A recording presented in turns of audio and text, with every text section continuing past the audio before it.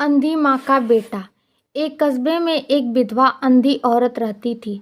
उसका एक बेटा था जिसके पालन पोषण की सारी जिम्मेदारी उसके कंधों पर थी। वह अपने बेटे को पढ़ा लिखा कर एक बहुत बड़ा आदमी बनाना चाहती थी, इसलिए उसने उसका दाखिला कस्बे के सबसे अच्छे स्कूल में किया।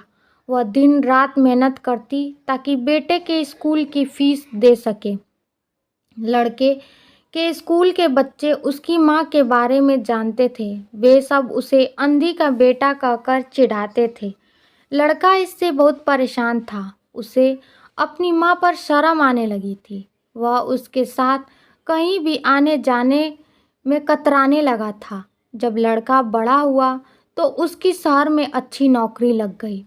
उसने अपनी माँ से वादा किया कि शहर में मकान लेकर वह उसे लेने आएगा, लेकिन वह शहर गया तो फिर लौटकर वापस नहीं आया। उसकी अंधी माँ उसका इंतज़ार करती रह गई।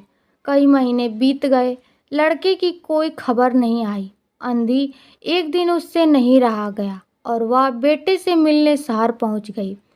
पूछते पूछते वह बेटे के ऑफिस पहुंची। वहां सिक्योरिटी गार्ड ने उसे रोक दिया। अंधी औरत ने गार्ड को अपने बेटे का नाम बताया और बोली, उससे जाकर कह दो कि गांव से कोई मिलने आया है। गार्ड ने जाकर उसके बेटे को बताया। बेटे ने ऑफिस की खिड़की से देखा तो उसे अपनी माँ गेट के बाहर खड़ी नजर आई। वह ऑफिस में सबके सामने अपनी माँ की वजह से शर्मिंदा नहीं होना चाहता था।